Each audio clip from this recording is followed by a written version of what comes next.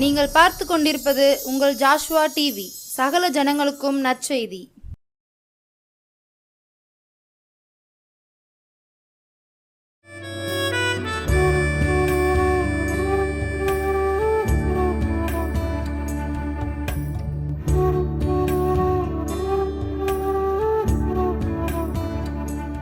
கர்த்தரும் உலக இரட்சகருமாகிய கிறிஸ்து இயேசுவின் நாமத்தினாலே ஜோஷுவா டிவி நேயர்களை மறுபடியும் சந்திப்பதிலே ரொம்ப மகிழ்ச்சி. நாம் இன்றைக்கு சற்று நேரம் தியானத்திற்கு என்று எடுத்துக்கொண்ட வேத பகுதி எபிரேயருக்கு எழுதின நிருபத்தில் 10வது அதிகாரத்தில் 25வது வசனத்தை வாசிக்க கேட்கலாம். சபை கூடி வருதலை சிலர் விட்டு விடுகிறது போல நாமும் விட்டு விடாமல் ஒருவருக்கொருவர் புத்தி சொல்ல கடவோம். சரி, அப்படியே நம்ம தலையை தாழ்த்தி செபிப்போம். அன்பானவர்களே, இந்த புதிய ஆண்டிலே கர்த்தர் நம்மை கால் அடி எடுத்து வைக்கும்படியாக உதவி செய்திருக்கிறார். நாம் அல்ல, நம்மை நடத்தி வந்த தேவனாகிய கர்த்தரே நம்மை இந்த 2026வது ஆண்டை காணும்படி செய்தார், கால் அடி எடுத்து வைக்கும்படியாக செய்தார். இந்த 12வது நாள் வரையிலும் கர்த்தர் நம்மை காத்து கொண்டார். அதனால் கொஞ்ச நேரம் நம்மை நடத்தி வந்த தேவனாகிய கர்த்தரை, நம்மை காப்பாற்றி வந்த கர்த்தரை நாம் துதிப்போமா? பக்தனாகிய தாவீது 111வது சங்கீதத்தில் இப்படியாக செம்மையானவர்களுடைய சங்கத்திலும் சபையிலும் நான் கர்த்தரை முழு இருதயத்தோடும் துதிப்பேன்னு சொல்லலாம். நம்ம கர்த்தரை துதிப்போமா? சபை கூடுதலை விட்டு விடாதீங்கன்னு சொல்லி நாம் வாசிக்கிறோம் தலைப்பில். அதனால் அந்த சபையில் வந்திருக்கின்ற நீங்களும் நானும் சபையில் கூடி வந்திருக்கிற சிறியோர்களே, பெரியோர்களே, இந்த நிகழ்ச்சியை கேட்டுக்கொண்டிருக்கின்றவர்களே, இந்த புதிய ஆண்டிலே கர்த்தர் உங்களை ஆசீர்வதிப்பார். ஜெபிப்போமா? நம்புகின்றோம் இயேசுவே நாங்கள் உம்மையே, நம்புகின்றோம் இயேசுவே நாங்கள் உம்மையே, அன்பு கூர்ந்து அப்பா உம்மை ஆராதிப்போம். சேர்ந்து நீங்கள் சொல்லலாமா? என் கூட இந்த 2026வது ஆண்டை காணும்படி செய்த கர்த்தர், தொடங்கி வைத்த கர்த்தர், காப்பாற்றின கர்த்தரை நாம் நோக்கி பார்த்து ஜெபிப்போமா? ஜெபிக்கிறவர்கள் ஜெயிப்பார்கள், ஜீவ கிரீடத்தை பெறுவார்கள் என்று இயேசு சொல்லியிருக்கிறார். சொல்லுவோமா? அன்பு தெய்வத்தை பார்த்து நம்புகின்றோம் இயேசுவே நாங்கள் உம்மையே, அன்பு கூர்ந்து அப்பா உம்மை ஆராதிப்போம், நம்பி வாழ்ந்து நாள்தோறும் கம்பீரிப்போம். நாம் நம்புகின்ற ஆண்டவர், நாம் அன்பு கூறுகின்ற ஆண்டவர். இந்த நாளிலே கர்த்தர் உங்களுக்கு நல்ல வாக்கை, வசனத்தை கொடுத்திருக்கின்றார். சிலர் சபை கூடுதலை விட்டு விடுகிறது போல நாமும் விட்டு விடாதிருப்போமாக. சபை கூடுதலை நீங்கள் சொல்லுங்கள், நாங்கள் சபை கூடுதலை விட்டுவிட மாட்டோம், ஆலயத்திற்கு வருவோம், ஆலயத்தில் கர்த்தருடைய மகிமையை பார்ப்போம்னு சொல்லி கர்த்தர் மேலே பற்றுதலாக இருங்க. பரிசுத்தமும் அன்பும் நிறைந்த நல்ல ஆண்டவரே, கொஞ்ச நேரம் உடைய வேத வார்த்தைகளை ஜோஷுவா டிவி மூலமாக ஜனங்களுக்கு வேத வார்த்தைகளை பாடலோடு நாங்கள் கொடுக்கும்படியாக வந்திருக்கின்றோம். எங்களோடு இருந்து நீர் கிரியை செய்ய வேண்டும் என்று நாங்கள் ஜெபிக்கிறோம். அப்பா, உடைய வேத வசனம் அப்பா நீர் விரும்பின காரியங்களை செய்து முடித்துவிட்டு திரும்பும்படியாக ஜெபிக்கிறோம். இது உமது நாமத்திற்கு மகிமையாக ஜனங்களுக்கு பிரயோஜனமாக இருக்கட்டும். இயேசுவின் நாமத்தில் ஜெபிக்கிறேன் பிதாவே, ஆமென், ஆமென். அன்பானவர்களே, பாருங்கள், எபிரேயருக்கு எழுதின நிருபத்தில் 10வது அதிகாரத்தில் 25வது வசனத்தில் பாருங்கள், சபை கூடுதலை சிலர் விட்டு விடுகிறது போல நீங்களும் நாமும் விட்டு விடாமல் ஒருவருக்கொருவர் புத்தி சொல்ல கடவோம். சபை கூடுதலை விட்டு விடாதீங்க. கர்த்தரை தேடுவதை விட்டு விடாதீங்க. சிறியவர்களே, பெரியவர்களே, சபை கூடுதலை விட்டு விடாதீங்க. பக்தனாகிய தாவீது அந்த 111வது சங்கீதத்தில் அல்லேலூயா என்று ஆர்ப்பரிக்கிறான். கர்த்தருடைய சபையில் நாம் வருகிற போது, சபையார் எல்லாரும் ஒன்றாக இருக்கின்ற போது நாம் அல்லேலூயா என்று சொல்லி ஆர்ப்பரிப்போம். கர்த்தர் நல்லவர் என்று ஆர்ப்பரிப்போம். அதை மாதிரி தான் இங்கே பக்தனாகிய தாவீது சபைக்கு போகிற போதெல்லாம், ஜனங்கள் கூடியிருக்கின்ற இடங்களிலெல்லாம் பரிசுத்த ஆண்டவரை துதிப்பான். அல்லேலூயா அல்லேலூயா அல்லேலூயா அல்லேலூயா அல்லேலூயா அல்லேலூயா அல்லேலூயா. செம்மையானவர்களுடைய சங்கத்திலும் சபைகளிலும், செம்மையானவர்களுடைய சங்கத்திலும் சபைகளிலும் கர்த்தரை முழு இருதயத்தோடும் துதிப்பேன். கர்த்தரை முழு இருதயத்தோடும் துதிப்பேன். இங்கே பவுல் அப்போஸ்தலர் நமக்கு சொல்லியிருக்கிறாரு, சிலர் சபை கூடுதலை விட்டு விடுகிறது போல நீங்களும் நாமும் விட்டு விடாதிருப்போமாக என்று ஒரு அறிவுரையை, ஒரு புத்திமதியை கர்த்தராகிய ஆண்டவர் நமக்கு பவுல் மூலமாக பேசியிருக்கிறார். நாங்கள் விட்டு விட மாட்டோம்னு சொல்லுங்கள். ஆனால் இந்த பக்தன் போல கர்த்தருடைய ஆலயத்தில் வந்து செம்மையானவர்களுடைய இருதய சபையிலும், செம்மையானவர்களுடைய சங்கத்திலும் சபையிலும் கர்த்தரை முழு இருதயத்தோடு நான் துதிப்பேன். அடுத்த வசனத்தில் பாருங்கள், ஏன் கர்த்தரை துதிக்கணும், ஏன் கர்த்தருடைய சபைக்கு வரணும், எதற்காக இந்த சபை கூடுதலை விட்டு விடாது இருக்கணும். பாருங்கள், கர்த்தரை முழு இருதயத்தோடும் துதிப்பதற்காக கர்த்தருடைய சபைக்கு வரணும், கர்த்தரை துதிக்கணும். அதற்காக நீங்கள் கர்த்தருடைய சபை கூடுதலை விட்டு விடாதீங்க. அடுத்து, எதற்காக கர்த்தரை சபையில், செம்மையான சங்கத்தில் எதற்காக கர்த்தரை துதிக்கணுமா? கர்த்தரின் செய்கைகள் பெரியவைகளும் அவைகளில் பிரியப்படுகிற எல்லாராலும் ஆராயப்படுகிறவைகளுமாய் இருக்கிறது. சபை கூடுதலுக்கு நம்ம வருகிறோம், சபை கூடுதலில் நம்ம வந்து கலந்து கொள்ளுகிறோம். அதில் நான் எதற்காக வருகிறோம்? கர்த்தரை துதிக்கிறோம். கர்த்தரை எதற்காக துதிக்கிறோம்?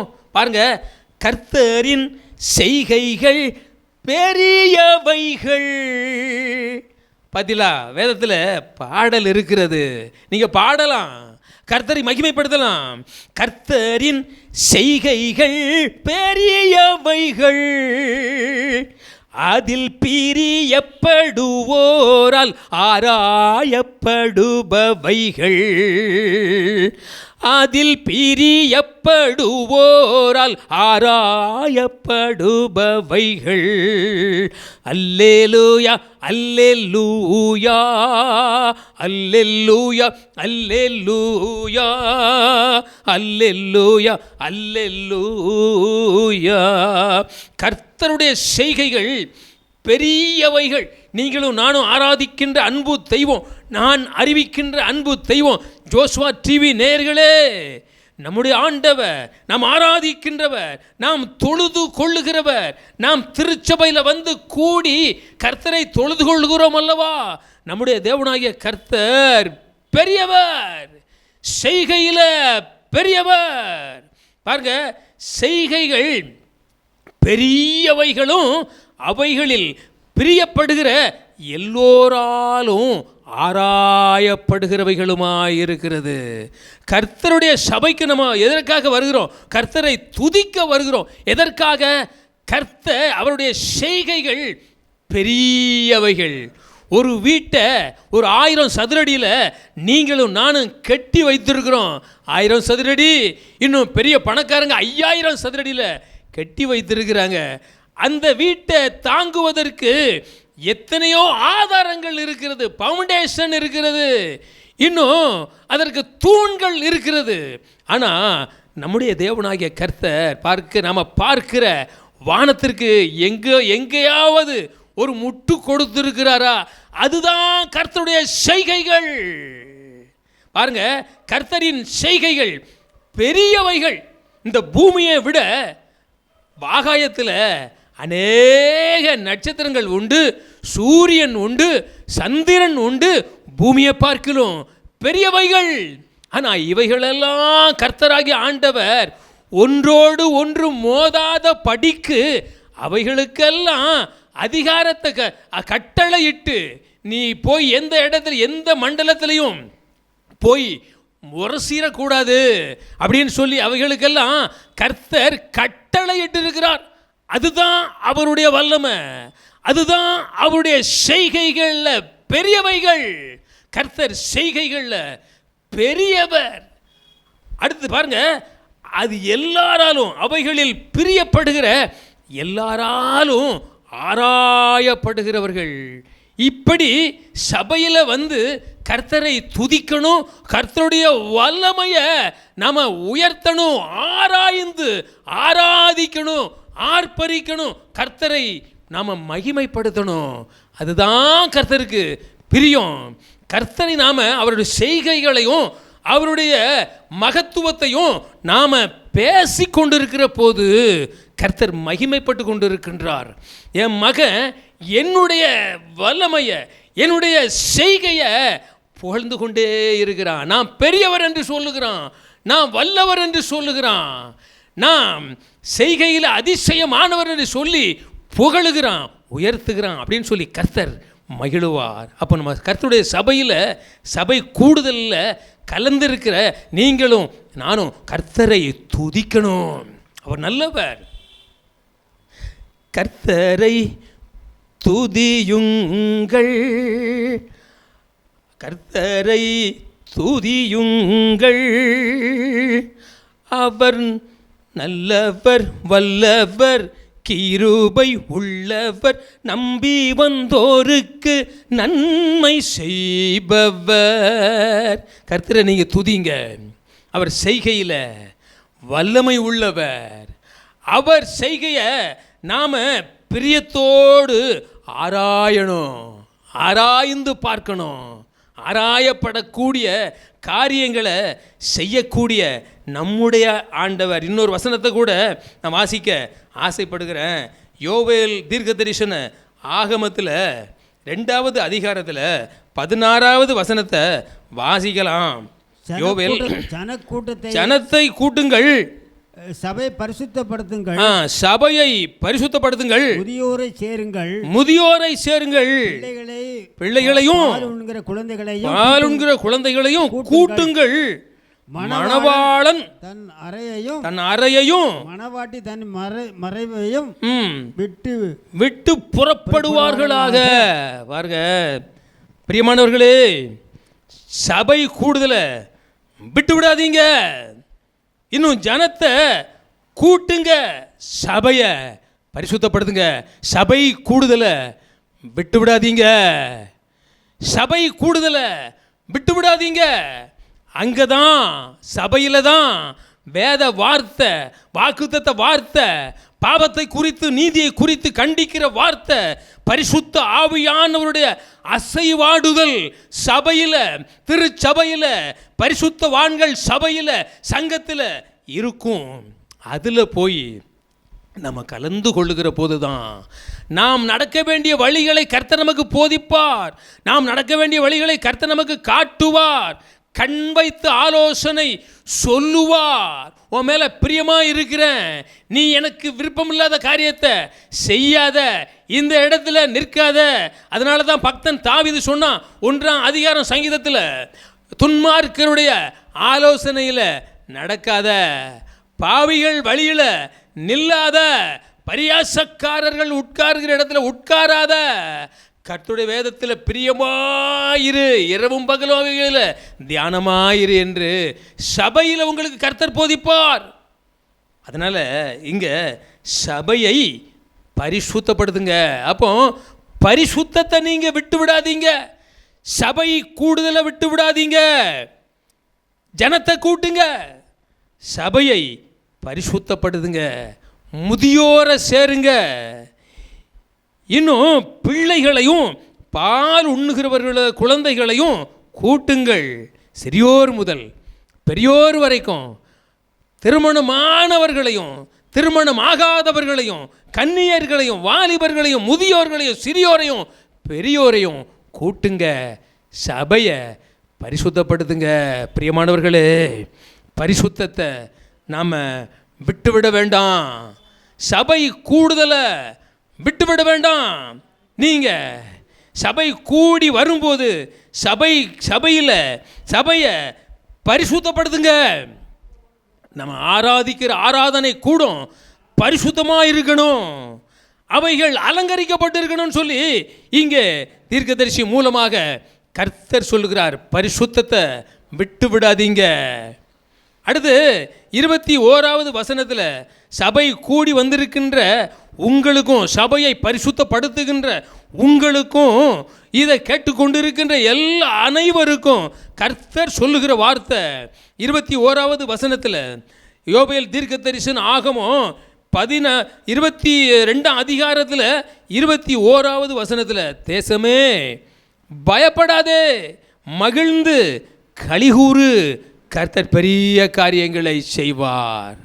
நீங்கள் சபையில் இருக்கிற போது, கர்த்தரை துதிக்கிற போது, உங்களை பரிசுத்தப்படுத்துகிற போது வேத வார்த்தை உங்களுக்கு நேராக வருகிற. தேசமே நீ பயப்படாத, தேசமே நீ மகிழ்ந்து களிகூறு, கர்த்தர் பெரிய காரியங்களை செய்வார் செய்வார் செய்வார் செய்திருக்கிறார், செய்வார், இன்னும் செய்வார், செய்து கொண்டே இருப்பார். உடலில் உயிர் இருக்கிற வரைக்கும் சபை கூடுதலை விட்டு விடாதீங்க, பரிசுத்தத்தை விட்டு விடாதீங்க. உடலில் உயிர் இருக்கிற வரைக்கும், உலகத்தில் வாழுகிற வரைக்கும், சபையில் கூடி வருகிற, கர்த்தரை தொழுது கொள்ளுகிற, பரிசுத்தமாக வாழுகின்ற உங்களுக்கு கர்த்தர் கொடுக்கிற வார்த்தை, தேசமே பயப்படாதே, மகிழ்ந்து களிகூறு, கர்த்தர் பெரிய காரியங்களை செய்வார். எந்த காரியத்தில் நம்ம பயந்து கொண்டே இருக்கிறோம், அந்த பயந்து கொண்டு இருக்கின்ற காரியத்தில் கர்த்தர் உனக்கு பாதுகாப்பு கொடுக்கும்படியாக சொல்லுகின்றார். பயப்படாத யாக்கோபே, இஸ்ரவேலே, நீ என் தாசன், நான் உன்னை தெரிந்து கொண்டேன், நீ பயப்படாத அப்படின்னு சொல்லி கர்த்தர் வாக்குத்தத்த வார்த்தைகளை நமக்கு கொடுக்கிறார் அல்லவா. தேசமே பயப்படாதே, மகிழ்ந்து களிகூறு, கர்த்தர் பெரிய காரியங்களை செய்வார். அடுத்து பார்த்தீங்கன்னா 26வது வசனத்தில் பெரிய காரியம் எதுவான்னு தெரியுமா?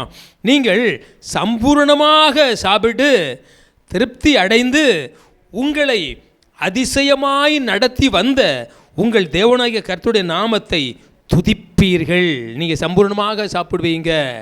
கர்த்தருடைய ஆலயத்திற்கு வந்திருக்கின்ற நீங்கள், பரிசுத்தப்படுத்துகின்ற நீங்கள், பரிசுத்தமாக வாழுகிற நீங்கள் சம்பூர்ணமாக சாப்பிட்டு திருப்தி அடைந்து உங்களை அதிசயமாக நடத்தி வந்த உங்கள் தேவனாகிய கர்த்தருடைய நாமத்தை துதிப்பீர்கள். என் ஜனங்கள் ஒருபோதும் வெட்கப்பட்டு போவதில்லை. சபை கூடுதலை விட்டு விடாதிருக்கிறவர்களே, பரிசுத்தத்தை விட்டு விடாதிருக்கிறவர்களே, கர்த்தரை துதிக்கின்றவர்களே, கர்த்தர் உங்களை சம்பூர்ணமாக சாப்பிட வைப்பார். கர்த்தர் உங்களை திருப்தி அடைய வைப்பார். கர்த்தர் உங்களை அதிசயமாக நடத்துவார். அதிசயமாக நடத்தி வந்த ஆண்டவரை நாம் துதிப்போம் என்று, கர்த்தருடைய நாமத்தை துதிப்போம் என்று இங்கே வாக்கு கொடுத்திருக்கின்றார். என் ஜனங்கள் என்று சொல்லியிருக்கிறார். என் ஜனங்கள் ஒருபோதும் வெட்கப்பட்டு போவதில்லை என்று சொல்லியிருக்கின்றார். இன்னும் ஒரு வசனத்தை நம்ம வாசித்துட்டு நம்ம இந்த பிரசங்கத்தை முடிக்க ஆசைப்படுகிறேன்.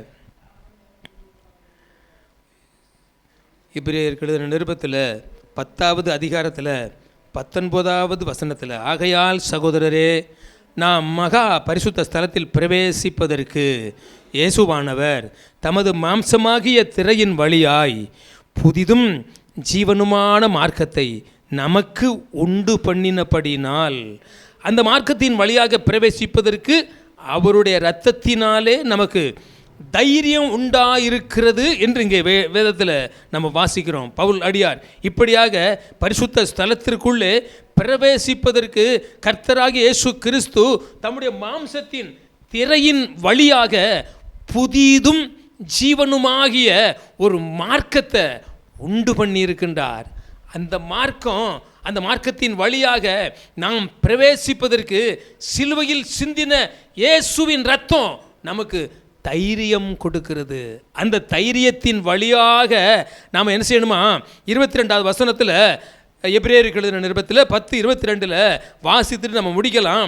22வது வசனம், துர்மனசாட்சி நீங்க தெளிக்கப்பட்ட இருதயமுள்ளவர்களாயும் சுத்த ஜலத்தால் கழுவப்பட்ட சரீரம் உள்ளவர்களாயும் உண்மையுள்ள இருதயத்தோடு விசுவாசத்தின் பூரண நிச்சயத்தோடும் சேரக்கிடுவோம். பாருங்க, தெளிக்கப்பட்ட துர்மனசாட்சி நீங்க தெளிக்கப்பட்ட இருதயம் உள்ளவர்களாக நாம் சபையில் கூடி வரணும். தெளிக்கப்பட்ட துர்மனசாட்சி நீங்க தெளிக்கப்பட்ட இருதயம் உள்ளவர்களாக. பாருங்க, சுத்த ஜலத்தால் கழுவப்பட்ட சரீரம் உள்ளவர்களாக, உண்மை உள்ள இருதயத்தோடும் விசுவாசத்தில் பூரண நிச்சயத்தோடும் நாம் சபையில் சேரக்கிடுவோம் என்று இங்கே பவுல் சொல்லியிருக்கிறார். அன்பானவர்களே, சபை கூடுதலை விட்டுவிடாதீங்க, பரிசுத்தத்தை விட்டுவிடாதீங்க, கர்த்தரை துதிப்பதை விட்டுவிடாதீங்க, வேதத்தை மறக்காதீங்க, வெளிச்சத்தில் நடவுங்கள். அப்படியே நம்ம தலையை தாழ்த்தி நம்ம செபிப்போம். நாம் சபை கூடுதலை விட்டுவிடாதிருக்கும்படி கர்த்தரை நாம் நோக்கி பார்ப்போமா? அன்பு தெய்வத்தை நோக்கி நாங்கள் எப்பொழுதும் உம்முடைய சபையில் கூடி வந்து பரிசுத்தத்தையும் விசுவாசத்தையும் காத்து கொள்ளணும். நீர் பெரியவர் என்பதை நாங்கள் ஆராய்ந்து அறிந்து உம்மை மகிமைப்படுத்தணும். அப்படிப்பட்ட சிலாக்கியத்தை எங்களுக்கும் எங்கள் குடும்பங்களுக்கும் எங்கள் திருச்சபை மக்களுக்கும் இந்த ஜோஸ்மா டிவி நேயர்கள் அத்தனை பேருக்கும் கர்த்தராகிய ஆண்டவர் கொடுப்பீராக. இயேசுவின் நாமத்தில் ஜெபிக்கிறேன் பிதாவே. ஆமென், ஆமென்.